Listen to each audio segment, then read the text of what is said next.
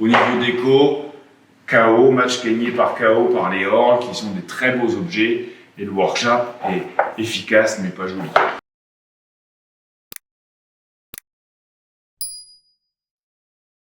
Eh bien bonjour, bienvenue à tous à la coutellerie champenoise pour une nouvelle vidéo sur notre chaîne de la coutellerie Bourly, où aujourd'hui on va vous faire un comparatif d'aiguiseurs tournants dont le plus connu est le Orl. Comme vous le savez, le Orl est copié de tous les sens avec des copies chinoises qui n'ont, à part de proposer un prix, une entrée de gamme et de copier bêtement un produit, n'ont pas d'utilité.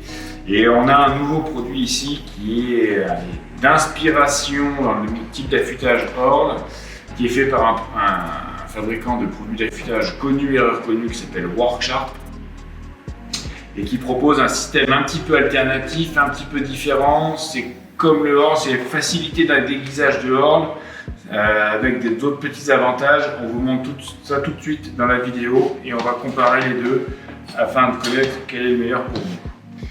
Alors on commence tout de suite avec la référence du marché, l'aiguiseur Orl, l'aiguiseur rotatif, où vous avez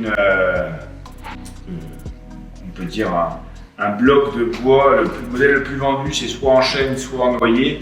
Ici, c'est un noyer avec un aiguiseur d'un côté en poudre de diamant, on va dire pour l'entretien, et un système d'émorfilage en céramique ici. Orl propose aussi le Orl Pro, qui celui-ci est démultiplié avec un mouvement planétaire, c'est-à-dire qu'il tourne 3 fois plus vite. On va faire un comparatif tout à l'heure qui est assez intéressant. Et par contre, celui-ci n'est que métallique. Worksharp est un fabricant très connu. Je pense que c'est une marque américaine qui fait produire en Chine, de mémoire. C'est bien américain, mais la production est bien chinoise. C'est des produits de qualité, ils ont des produits qui sont très connus dans les aiguiseurs diamants. L'aiguiseur transportable Worksharp est très très bien fait avec plusieurs surfaces diamantées, une surface d'émorfilage en céramique et même une finition cuir. On vous le montrera dans une autre vidéo.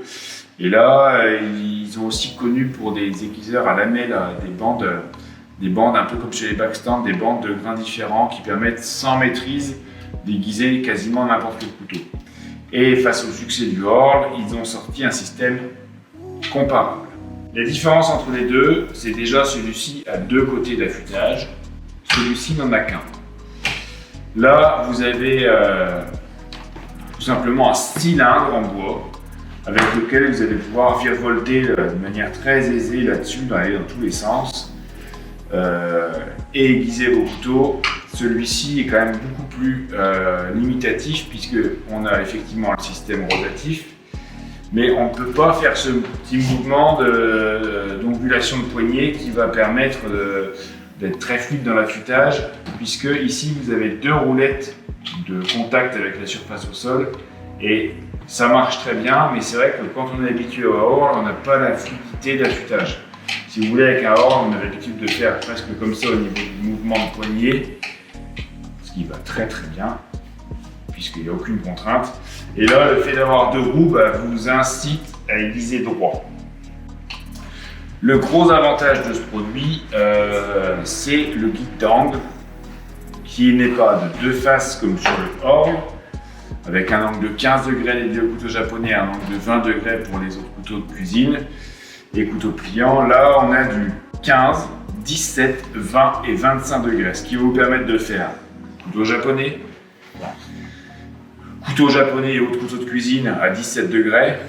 L'angle de 20 degrés, vous pouvez le dédier aux couteaux fixes et aux couteaux pliants ou aux couteaux de cuisine type européen, Wursthof, Zuling, les couteaux allemands et les sabatiers aussi. Et le 25 degrés, un angle que vous allez dédier aux couteaux qui ont besoin vraiment de grosse solidité de coupe, comme un couteau à désosser ou certains couteaux nordiques qui ont des émoutures très hautes, ou des couteaux de chasse. Vous voyez, si je prends un couteau comme ça et mes couteaux à émouture nordique, là, un angle à 25 degrés serait parfait. Avantage au niveau guide d'angle sur le Worksharp. Le Worksharp est livré aussi avec 2 autres modèles de la surface d'aiguisage une de dégrossissage, une d'entretien en diamant toujours et une d'émorfilage en céramique. Ça se tient par un système magnétique ici, très simple à interchanger, très simple, très rapide. Ici c'est une vis. Concernant le Horl, vous le connaissez tous, du bois fabriqué en Allemagne, deux surfaces silicone ici pour rouler parfaitement sur un plan de travail, un guide d'angle en bois naturel aimanté avec une protection silicone, 15 degrés, 20 degrés. C'est plutôt un excellent affûteur dédié au couteau de cuisine avec lequel vous pourrez bien sûr faire du couteau pliant, du couteau de chasse, des choses comme ça. Et ici j'ai le Horl Pro qui celui-ci est démultiplié. Alors la spécificité de ces affûteurs, c'est de liser très facilement, sans trop de contraintes, sans trop de nécessité de maîtriser l'affûtage. Et on va, pour calculer la capacité d'affûtage, regarder la distance faite pour faire un tour de chacun des affûteurs. Et là, c'est vrai que c'est assez important. Donc ici, on a une roulette qui est d'un diamètre d'environ 57-58 mm. Le Horl, lui, est à 54 mm. Et donc, vous allez voir l'efficacité de l'affûtage. Je pose le point bas, le trait sur l'affûteur ici, et je vais faire un tour complet sur le Worksharp. J'arrive à 21 cm de rotation. Le Horl, qui n'est pas démultiplié non plus, il n'y a pas de système planétaire dedans, j'arrive à 18 cm environ. En fait, la distance, c'est juste parce que les roulettes ici sont un peu plus grosses. Donc, ce qui fait que sur un tour, on a plus de rotation. Et là, le système le plus incroyable, le Horl Pro.